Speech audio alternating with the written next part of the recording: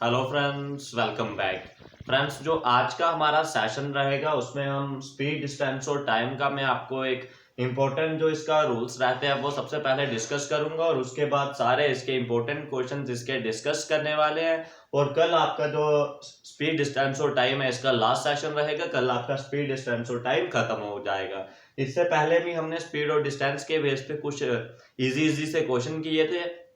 ठीक है, जो पहले की क्लासेस थी उनमें आपने क्वेश्चन देखे होंगे, अगर नहीं देखे होंगे तो आप उन्हें भी देख सकते हो, ताकि जो आपका रिलेटिव डिस्टेंस और स्पीड है।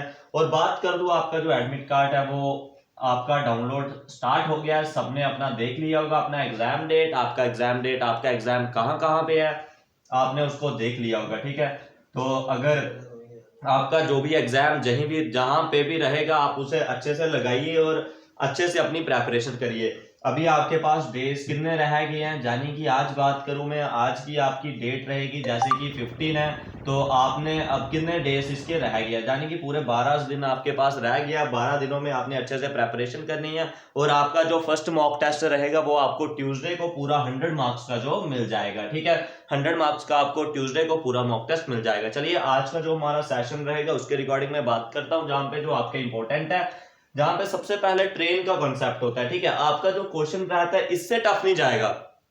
अगर आपने ट्रेन वाला सीख लिया, ट्रेन का जो कंसेप्ट है, two train same direction opposite direction, two train ने एक मैन को क्रॉस किया, एक पोल को क्रॉस किया, बस खत्म है। उसके बाद आपका कोई भी नहीं चलेगा। ठीक है, स्पीड और डिस्टेंस टाइम इतना ही है। अगर इन चीजों को सीख लिया तो आपका बन जाएगा।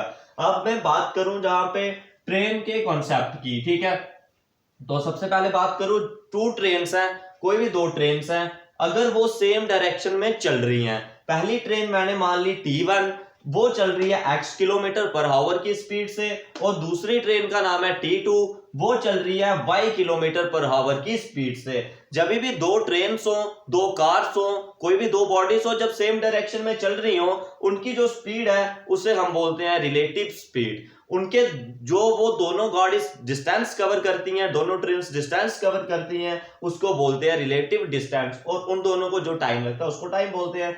अच्छा, जब भी दो ट्रेनें हो, वो एक दूसरे को क्रॉस कर रही हो, सेम डायरेक्शन में मूव कर रही हो, या किसी को क्रॉस कर रही हो, उधर जो रिलेटिव डिस्टेंस रहता है वो क्या आता है, दोनों ट्रेन्स की लेंथ आती है। ठीक है, दोनों ट्रेन्स की लेंथ रहेगी।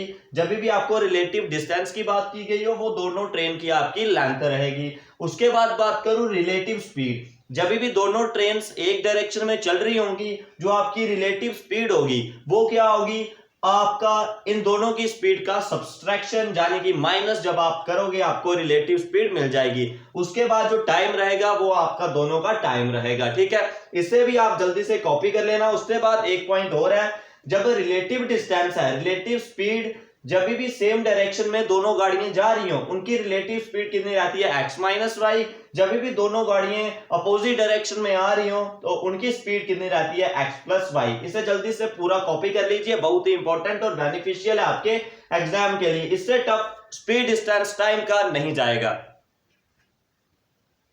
चलिए, जो हमारा नेक्स्ट रहेगा इसका क्या बात करूं, जब भी दो ट्रेन अपोजिट डायरेक्शन में जा रही हैं, यानी कि एक ट्रेन T1 इस तरफ जा रही है और ट्रेन T2 इस तरफ आ रही है।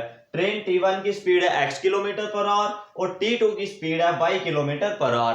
ठीक है, और इसका भी जब भी रिलेटिव डिस्टेंस, रिलेटिव स्पीड निकालनी हो, उनका जो टाइम रहता है वो क्या रहता है, आपका सेम ही रहता है। Relative distance is equal to relative speed into time आ जाएगा। ठीक है, उसके बाद बात करूं, आपका जो इधर रिलेटिव डिस्टेंस रहता है, दोनों का डिस्टेंस क्या रहेगा, जो दोनों ट्रेन की लेंथ रहती है। जब भी रिलेटिव डिस्टेंस आपका दोनों केस में सेम रहेगा, ट्रेन अपोजिट में जाए, ट्रेन सेम डायरेक्शन में आए, रिलेटिव डिस्टेंस हमेशा T1 प्लस T2, यानी कि दोनों ट्रेन की लेंथ का ही आएगा। उसके बाद रिलेटिव स्पीड की बात करूं, जब भी दोनों ट्रेन अपोजिट डायरेक्शन में आ रही हो, उनकी जो स्पीड होती है, दोनों स्पीड्स को हम ऐड कर देते हैं, हमें रिलेटिव स्पीड है जो वो मिल जाती है। उसके बाद बात करूं, जो टाइम रहता है, टाइम क्या रहता है, दोनों केस में सेम ही रहता है, जितना भी पहले का हो। जब भी सेम डायरेक्शन में हो, सिर्फ रिलेटिव स्पीड में डिफरेंस आता है माइनस का, और रिलेटिव जो आपका डिस्टेंस रहता है वो दोनों में सेम रहता है। और रिलेटिव डिस्टेंस की बात करूं, जब भी सेम डायरेक्शन रहता है x माइनस वाई, और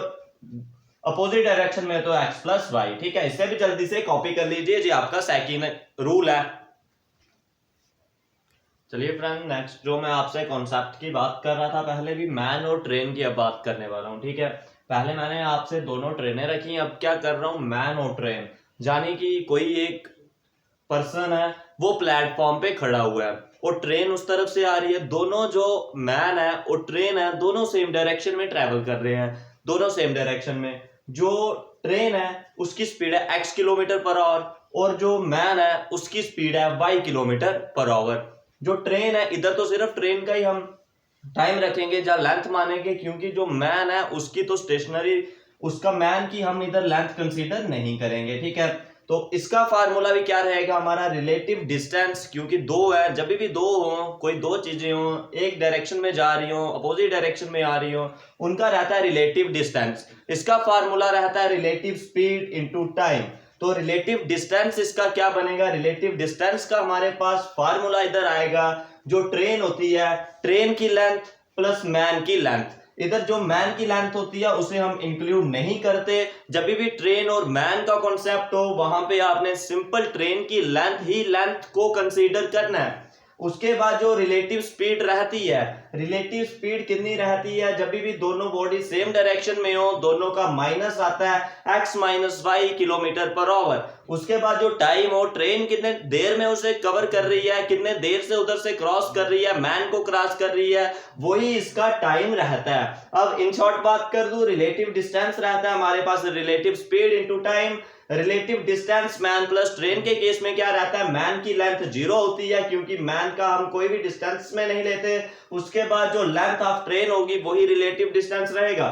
उसके बाद रिलेटिव स्पीड की बात करूं, जब भी दोनों ट्रेन या मैन सेम डायरेक्शन में जा रहे हो, उन दोनों की जो स्पीड होती है उसे माइनस करते हैं, रिलेटिव स्पीड मिल जाएगा। और टाइम क्या रहता है, जितनी देर में ट्रेन क्रॉस कर रही है। ठीक है, इसे जल्दी से कॉपी कर लीजिए। इसके बाद नेक्स्ट आएगा हमारे पास, जब भी मैन और ट्रेन अपोजिट डायरेक्शन में मूव कर रहे हैं। चलिए, जो हमारा नेक्स्ट है मैन और ट्रेन का।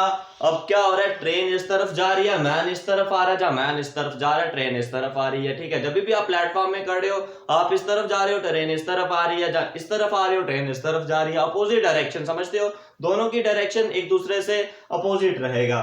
तो ट्रेन जो उसकी लेंथ हमने t1 मान लिया, वो जा रहा है इस तरफ, ट्रेन उसकी स्पीड है x किलोमीटर पर आवर। और मैन इस तरफ आ रहा है, मैन की जो लेंथ है वो कंसीडर नहीं करते स्पीड और डिस्टेंस में, उसकी जो स्पीड है वो रह रही है 22 किलोमीटर पर आवर। अभी भी रिलेटिव स्पीड ही आएगा, क्योंकि दोनों की बात करी जा रही है। रिलेटिव डिस्टेंस का फार्मूला होता है रिलेटिव स्पीड इनटू टाइम, और रिलेटिव डिस्टेंस का हमारे पास क्या फॉर्मूला रहता है, जो भी दोनों की लेंथ होती है। इधर आएगा length of train plus length of man, लेकिन लेंथ ऑफ मैन हम कंसीडर नहीं करते।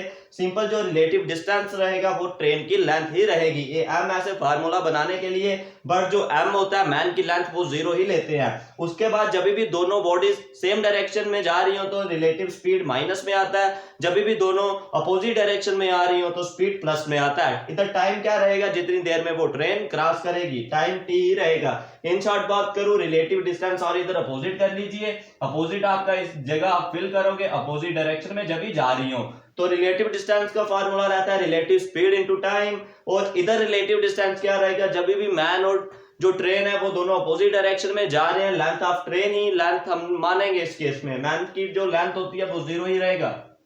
उसके बाद रिलेटिव स्पीड जब भी अपोजिट डायरेक्शन हो वो कितना आएगा हमारे पास, x प्लस में आएगा। दोनों की स्पीड को प्लस कर देंगे और मल्टीप्लाई में टाइम का कर देंगे। इसे आप जल्दी से कॉपी कर लीजिए। और आज का जो सेशन रहेगा इसमें हम इतना ही रखेंगे।